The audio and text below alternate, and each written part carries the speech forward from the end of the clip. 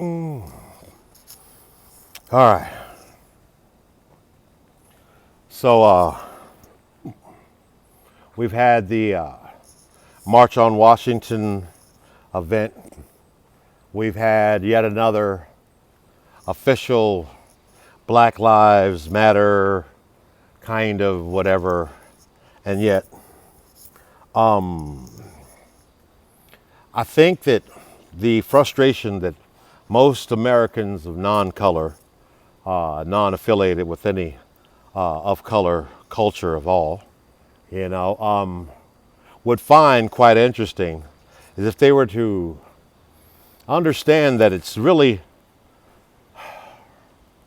not about them in the manner of it feeling like they're being left out when everybody's shouting for something that don't seem to be capable for you to get your fair share out of it too, because you ain't like them kind of thing. And I can understand that, especially with, all that we've went through and done to be who we are, proud to be whatever kind of Americans you want to be. But I come to you from the District of Columbia, the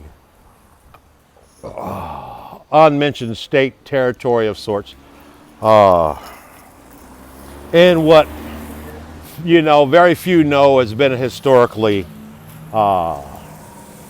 Afro-American environment enough that they can express anything that may be a little too controversial for most people to be allowed to offer some of the people out there in the rest of the country land who may find themselves at a certain state of discomfort or not allowance, because most people can't picture the possibility of their being or existing environments that have fueled and motivated and sponsored the growth of a whole nation, from small, subtle neighborhoods, of people of color or whatnot that felt the need to also invest, without any consideration that,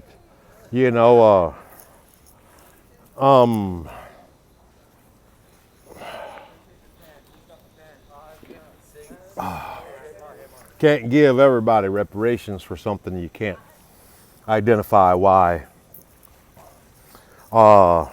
We need to treat somebody like we are apologizing, like they're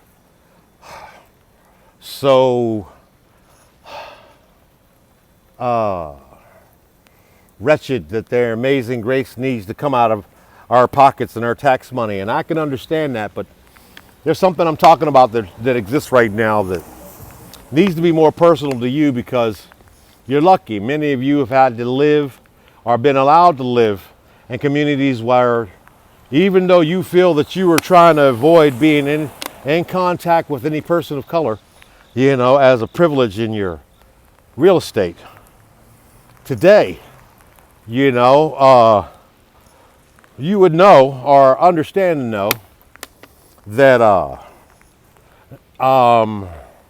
we never was going to try to, live by you or around you anyway.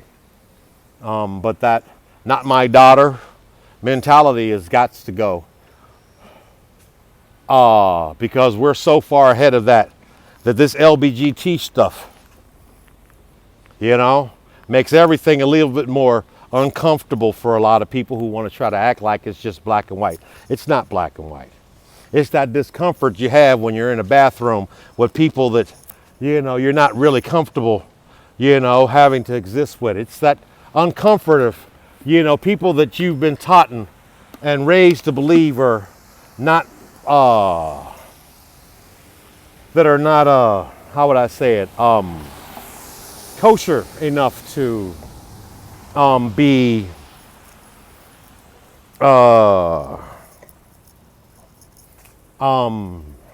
acceptable in your genetics. And yet,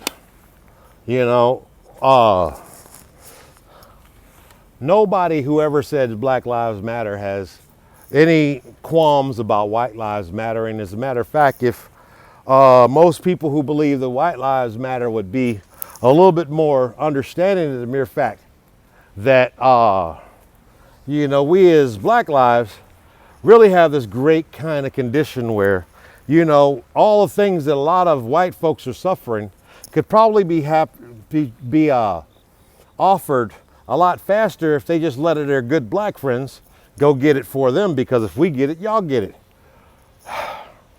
Half of y'all are like, man, God damn it. You're like, Jesus, Not that we're trying to look down at people of non-color and whatnot to think that this whole new world experience is something that's a threat to them. It's not a threat to them, but, we're not even going to allow any American to have to feel that they should deserve to exist. And the level of poverty and ignorance that some of the people that we have out there believe that it's their God-given right to protest against anyone else's life mattering until they believe white lives matter too. And for that reason, I'm also talking to you, whoever you are too, because, well,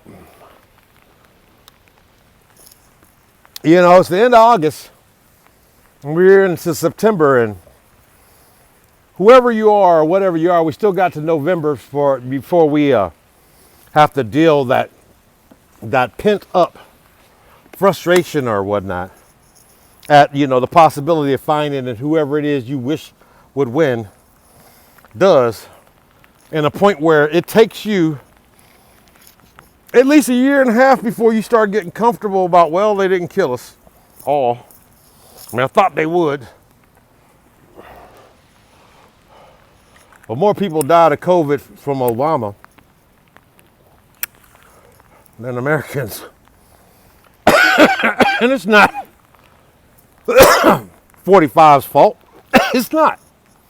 It's the fault of a whole lot of other Americans right now that really honestly feel that God-given right to be less cautious has been half of the problem we got with people doggone sitting around here and spreading nasty ass germs around on other people when they ain't have to the point where we can't no longer trust anybody. And that's why we're being forced to do shit like wear masks and stuff where, around people who I can't stand that, you can't stand that, or the people that's around you. I can understand that. I can get that, but we are no longer as humans allowed to feel that we are privileged to exist on this planet because God allowed you to have that much more privilege than anyone else. And I'm not trying to call you on it. I don't really care if you like hearing it or not. But if you are any portion of something worth believing, we as upper metaphysical Americans seriously need to get a hold of ourselves and others. Because, this is not the dawning of a new age. This is, right smack dead into it. And some of these little things that people are finding the need to complain or protest or argue or debate about on a personal basis, enough that they're willing to risk even their own acceptance into the possibility that they could be respectfully held to the same privilege as everyone else who pledges some kind of allegiance under the same damn flag. Now, it's bad enough that for a lot of the anger and frustration that you see coming out of people of color, you want to believe comes from a savage nation, you have to also have a certain amount of empathy for understanding a really awkward thing for people of non-color to realize we are going to experience even more so here in our own damn country. But that's the fact and the reality that the miseducation of the American came by way of the miseducation of the Negro.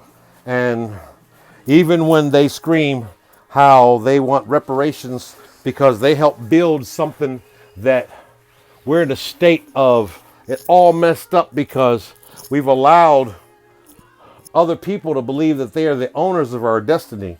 And they've made such a mockery of it that, we got to still keep picking and choosing who we should be allowed to represent us in the world game. But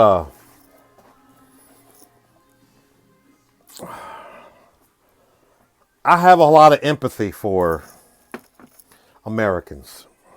As a Marine, as a black man, as a Native American, as a child of slave blood, I really honestly sympathize with a lot of people who hate me more just for the mere fact that I'm yet another one of them other kind of people that you can't get rid of in life. But the only reason why it makes you uncomfortable is because you've had a life up to date where you didn't feel like you had to deal with them, and you had just gotten to a point where you finally were able to be that guy.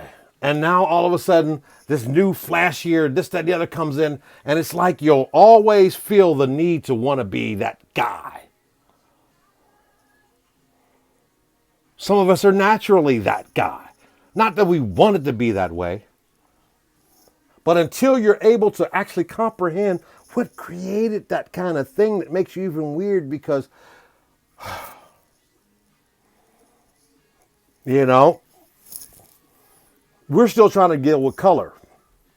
And yet, we've got the whole LBGTQIA MNOP concept already on our plate enough that if you really snap in public on that, you can get a hate crime charge just for being the only person not aware that you just can't change something that's already 2 steps ahead of where your morality has been conditioned into you, no matter where you are regionally. But in the nation's capital, that only became where it is today due to the mere fact that the white America that everybody says in the nation's capital, that's Philly. If you want to doggone believe whatever the city of brother love should represent to you, then you could go ahead and believe that your capital and your country and your government is still in Philly. Anything else past that, you're upper metaphysically the weakest link in this conversation. And for that reason, I really just want to reach out and just explain to some people the act of knowledge, being aware, enlightenment is not as simple when you're incapable of actually being on the dirt where it's possible, but only there. You can't really honestly, feel how it feels to be an African unless you felt how it feels to be around Africans in Africa. And yet we can't identify how we are here while we doing it. But we only do it because we utilize everyone else as a reason why we should punish ourselves by being less than the Americans we keep crying about we want to be.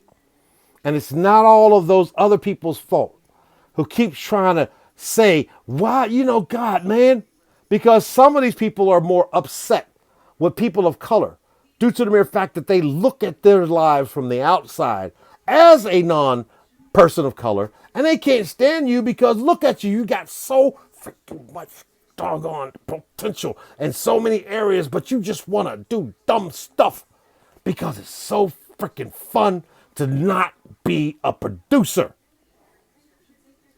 We as people of color have to get over that instinct. It's not about what you came from or who you came from or this, that, and the other. This is the big game. And the only way that you can help right now is for you to send me a couple of bucks on my Cash App that I'm going to put up here, because The struggle is real right now, man, and I'm really not making a whole lot of loot. And this unemployment, I can't live off of this unemployment. My landlord is about to get in my ass, and I sure appreciate that. But if you've gotten anything from what it is that I've just said, hook the brother up. You good?